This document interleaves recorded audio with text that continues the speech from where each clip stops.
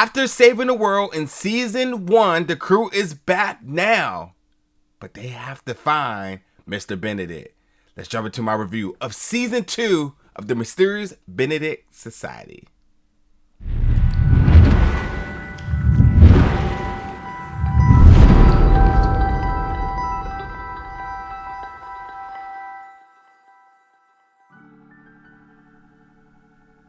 What's up, everybody, and welcome back to the channel today for another review. And today we're going to be reviewing season 2 of the mysterious Benedict Society, coming to Disney Plus October 26th. Yep, you're going to get the first 2 episodes on October 26th and a new episode weekly. So yeah, I've checked out 3 episodes and I am loving this already.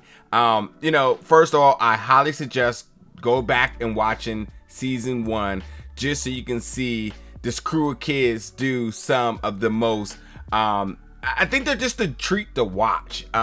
Beyond the acting, these characters, I think, really tap into a lot of who we were as kids. You know, always wanting to problem solve, go on adventures, the ideal of being, heroes and saving the world, and the fact that they're orphans and that struggle and something else folks can relate to, but coming together and really having their own family, I think is just really special. And with that being said, this series is definitely very family friendly. And no matter how young you are or how old you are, there's a little bit of something for everybody to enjoy. So definitely check out season 1 before you jump into season 2. But going into season 2, now this season is interesting and starts off with a lot happening.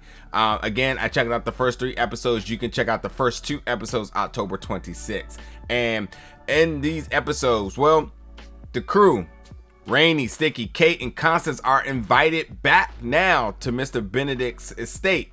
However, he's gone because he's been kidnapped by Dr. Curtin.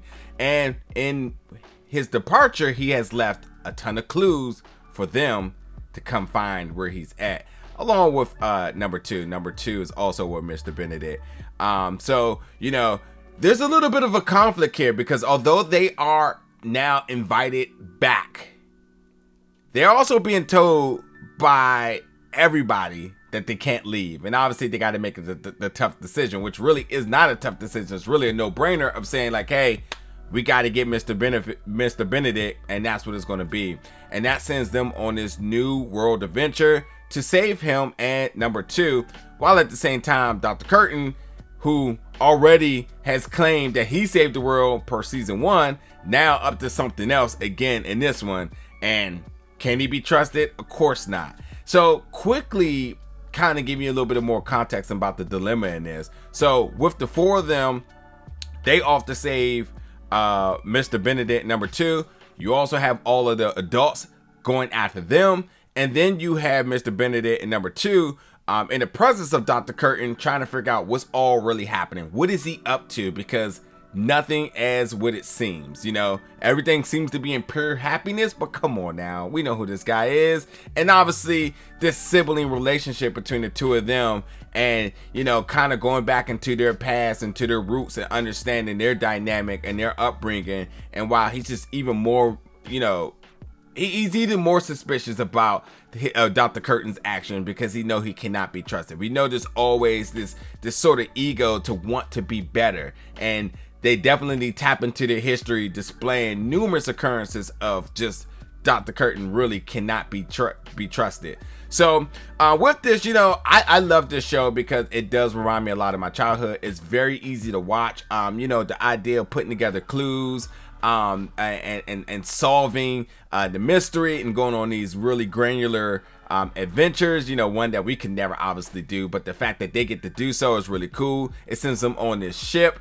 They're actually stowaways because they didn't have tickets, but it's part of the clue process and whatnot, and seeing them kind of maneuver around this ship without being caught because they obviously have a bigger mission than to let something like this get in their way. And then even on the ship, they got a bunch of different little things happening. I mean, they go gambling, which is completely hilarious. They actually have to find a place to sleep, so they have to find a room that is occupied, and thus that's not so easy because they actually go into rooms that are occupied, and those interactions are kind of funny.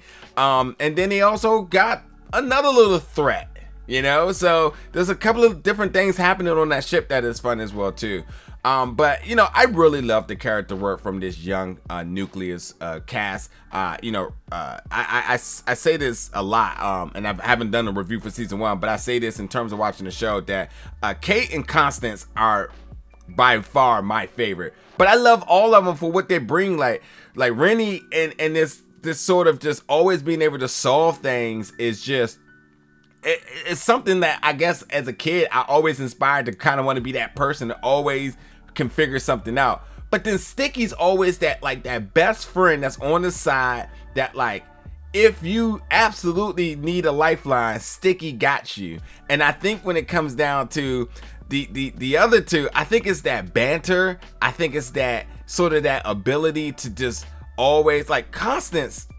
I swear Constance is the tough one of the crew, but also just this wit amongst the other ones where it's just like, listen, why are you all trying to figure that out and all this and whatnot? This is what's going to happen, and that's just it, you know? So I just love like the meshing of these 4 personalities that really makes things work. And then going to Mr. Benedict and Number Two, first of all, I gotta say that like seeing them be sort of in a situation where they kind of be reserved and kind of a fly on the wall, but also very mischievous in terms of figuring out what Dr. Curtin is up to, has been very enjoyable. Number one, I have to say, like, Number Two, big fan of Bob's Burgers, by the way. But like seeing them and in this new environment that obviously isn't what it seems, is just a delight. I don't want to give in too much away with that, but I have to say, like, it is completely enjoyable. And Kristen is, I'm just such a fan. Again, Bob's Burgers, and just working alongside of Tony. I think they're just two of the best in the game here, and I think that their performances really help elevate this younger cast. And I think, you know, the other adults who's also coming behind, you know, trying to figure out where the Benedict society, where they're going next, and trying to figure their things out. They're also a little bit of a hard read right now, because obviously they figured out instantly when they left, and now they're telling behind and they're trying to put all the pieces together, and we're not getting too much from them in the first 3 episodes, but we do know that they're on the way and they're going to get to the bottom of this to solve everything.